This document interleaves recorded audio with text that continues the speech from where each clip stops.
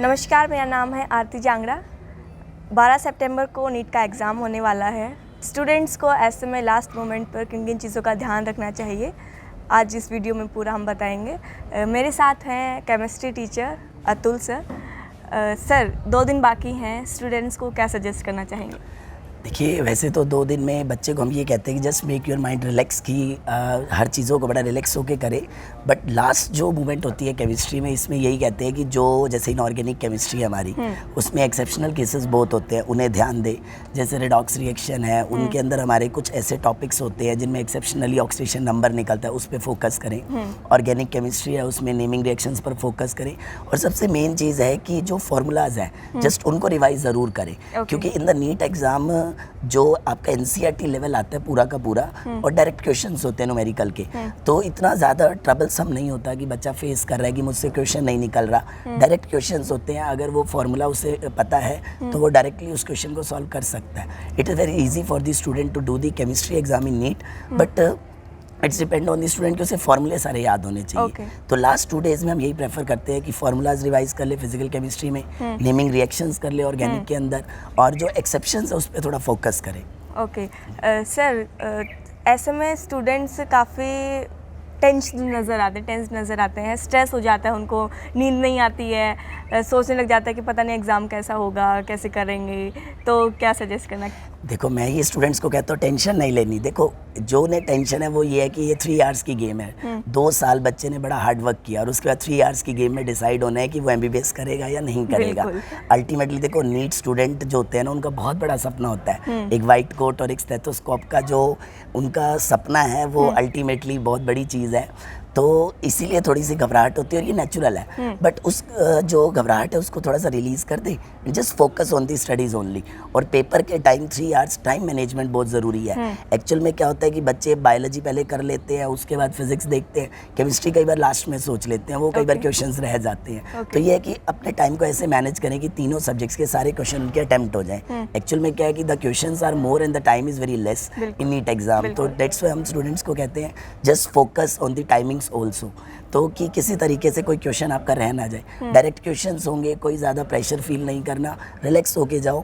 अगर आप लोगों ने थोरली स्टडी करी है तो आपको किसी तरीके की कोई प्रॉब्लम नहीं आनी, यानी कि डायरेक्ट चीज़ें होंगी सारी as per NCERT level. Okay, काफ़ी स्टूडेंट्स से हमें ऐसे भी देखने को मिलते हैं कि जो उन्हें एग्ज़ाम हॉल में बैठने के बाद उनके पास क्वेश्चन पेपर आता है और लगता है कि पता नहीं, मैं तो सब कुछ भूल गया। ऐसी सिचुएशन आती है स्टूडेंट्स के सामने, तो उनको क्या कहना चाहेंगे? नहीं, देखो, ये नेचुरल है कि हम लोग जब पढ़ते थे कॉलेज में या स्कूल में, हमें भी ऐसा लगता था कि हमें कुछ नहीं आता। बट जब हम एग्ज़ाम में बैठते हैं तो रिलैक्स होकर पेपर को रीड आउट करो, बड़ी आसानी से क्वेश्चन आपके निकलते जाएंगे। ऐसा नहीं है कि क्वेश्चन उनसे निकलेंगे नहीं, अगर उन्होंने बेसिक चीज़ें भी पढ़ी हैं उससे भी बहुत से क्वेश्चन सॉल्व होते जाते हैं। हाँ, ये कि नीट का कट ऑफ बड़ा हैवी जा रहा है आज के टाइम में, तो इसलिए थोड़ा बच्चों को होता है कि सारे क्वेश्चन अटैम्प्ट हो सब कुछ।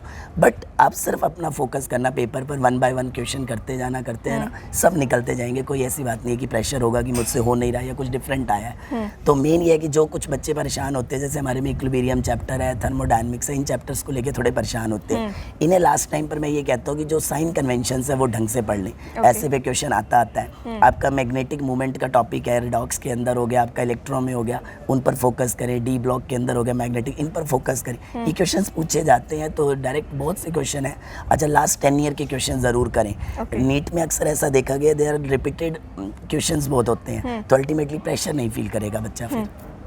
अब की बार इनको 200 क्वेश्चंस होंगे, जिसमें से 180 इनको अटेम्प्ट करने हैं। काफ़ी स्टूडेंट्स होते हैं जो लास्ट मोमेंट पर जब उनके पास टाइम की कमी रह जाती है तो वो जल्दी करते हैं। फॉर अगर ऐसे में नेगेटिव मार्किंग का उनको काफ़ी ध्यान रखना चाहिए, तो इसके बारे में कुछ? नहीं, तो हम इसीलिए स्टूडेंट्स को कहते हैं कि जिस क्वेश्चन के ऊपर आप कंफर्म हो उस पर करो। देखो, नेगेटिव मार्किंग है, इसलिए अब ये है कि तुक्के तो वहाँ मारो जहाँ बहुत लेस चांस है, हाँ, श्योरिटी ज़्यादा हो थोड़ी सी।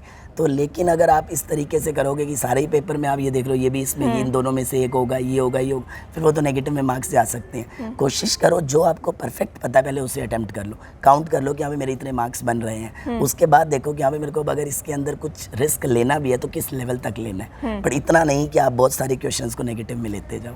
ओके, एग्जामिनेशन हॉल के एंटर करने से पहले क्या कहना सजेस्ट करना चाहेंगे? देखो, एंटर करने से पहले तो मैं कहूँगा जस्ट आप एक बार तो भगवान का नाम लो कि आने वाले टाइम में मुझे MBBS की सीट दो ताकि मैं भी अपना इस ड्रीम को पूरा कर सकूँ सब कुछ। और देखो पेरेंट्स को थैंक्स करें, सब कुछ अपने टीचर्स को याद करें, बहुत अच्छा होगा, घबराने की ज़रूरत नहीं है। ठीक है। तो हमारे साथ थे ये केमिस्ट्री टीचर अतुल सर, जिन्होंने सारी चीज़ें बताई, कुछ टिप्स बताई कि स्टूडेंट्स को किन किन चीज़ों का ध्यान रखना चाहिए, नेगेटिव मार्किंग का ध्यान रखना चाहिए कि जो जिन पे आप श्योर हो कि हाँ ठीक है ये हो सकता है, उसी पे आप कंफर्म करके फिल करें उसको, अदरवाइज़ आप ना करें उस क्वेश्चंस को कंप्लीट। तो और भी हम आपको इन्फॉर्मेशन देते रहेंगे, ऐसे ही जुड़े रहे हमारे साथ। नमस्कार।